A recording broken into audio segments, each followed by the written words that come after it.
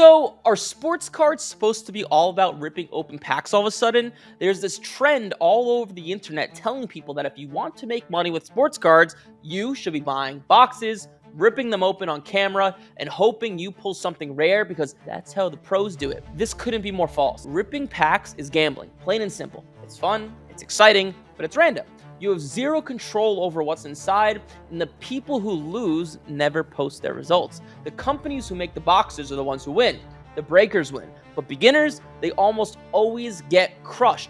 Most people fail in this hobby not because they're unlucky, but because they start the wrong way. They buy packs instead of actually learning what holds value, specific players, specific cards, what's in good condition.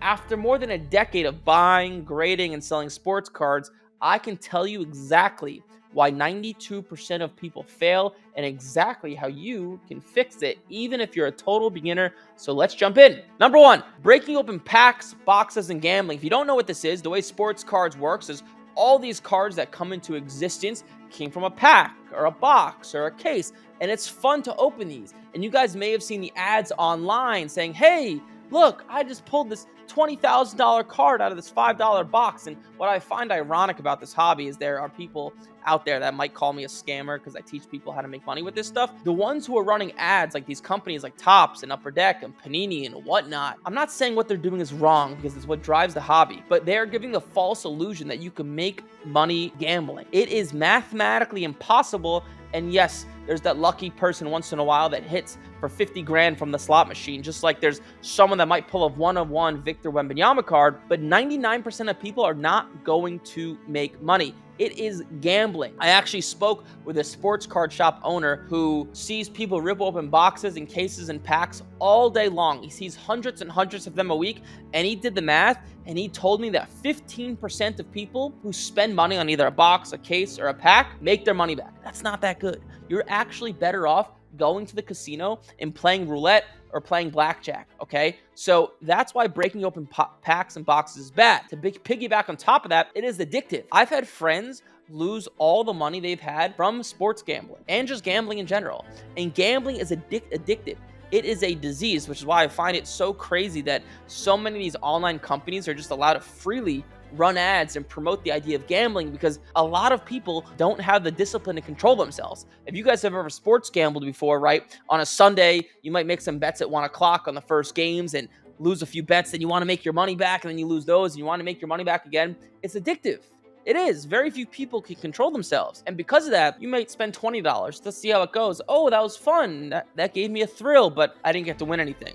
Then you might spend a little bit more. And take this from someone who teaches people how to make money buying and selling sports cards. I have met countless people that have lost tens of thousands of dollars from opening up breaks, packs, boxes, and it destroyed them. And then they come to us to actually learn how to properly make money with sports cards, okay? So it's addictive. Also, the opportunity cost of your money. If you have $1,000 in your bank account and you go and waste it gambling, that is $1,000 you could have put towards something actually productive, towards something actually that would have made you an ROI. Like I said, I know people get lucky from opening up packs and boxes. If you guys have any friends that sports gamble, or just gamble in general, you guys probably know that people only talk about their wins, right? People love to do that. All gamblers do that. Packs and boxes are the same exact thing. You only see the people that win. You don't see the people that depleted $20,000 out of their bank account to get $1,000 back in cards. The money that you're putting in is not only costing you that money, but it's costing you much more in the future, because that money could have been put towards something that would have made you more money. The opportunity cost of time. This is a big one, okay?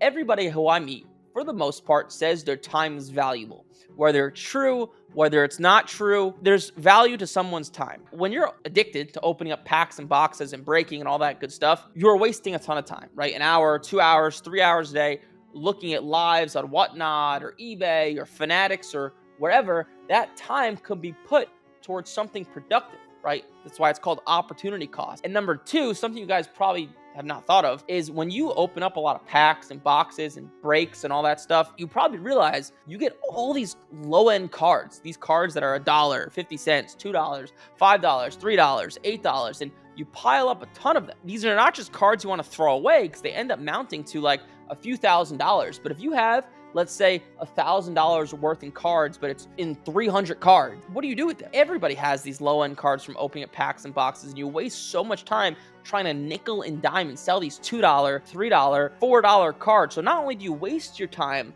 opening up packs and boxes and looking at the breaks and getting addicted to that, but also the results from it. Very rarely do you pull cards that are actually worth your time to look into, to sell, to grade. You're stuck with all this crap. And that's why breaking open packs and boxes, one of the big mistakes that people make. Once you get past the idea that breaking and opening up packs is going to make you money, now you move on to actually trying to buy and sell sports cards. And I'm going to go over a few very common mistakes. Number one, people try to be a scout. What most people do is they're like, okay, I'm going to invest in some players.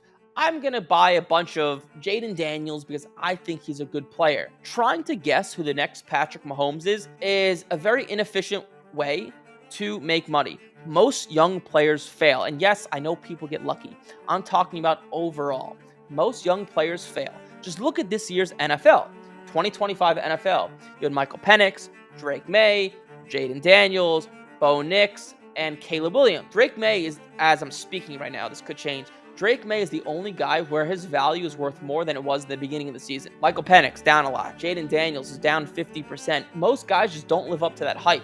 So trying to guess who the next great player is a terrible way to go about things. You could buy Michael Jordans and LeBron James and hold them for 10, 20% a year, and they'll slowly go up with value, as they should. Being a scout is not an efficient way to make money. Then when it comes to actually buying and grading and selling cards, what a lot of people do is they will buy a card for, let's say, $200 when a PSA 10 is only worth $270. So I follow something, I call it the 2X rule.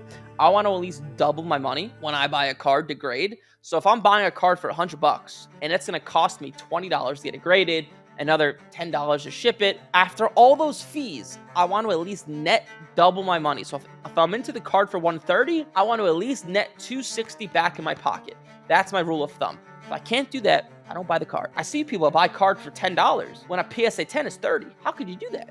The grading cost is $20. It's impossible to make money. That's a big mistake people make. Also, not being able to properly evaluate condition. This is a little bit more of a refined skill. People buying cards that are just, the corners are bent, the surfaces are scratched, and they send these cards to PSA all day long, and then they get pissed off that they're only getting PSA 7s and 8s. And I'll look at these cards and be like, these cards are beat up. Did you give these cards to your dog to eat? And the last mistake people make is just buying the wrong stuff. If you do everything right, but buy the wrong products, so buying unlicensed products, buying types of products for certain types of sports that just aren't liquid, like Bowman Chrome is a great product for baseball. It's very liquid. Leaf or Flawless baseball is not as liquid.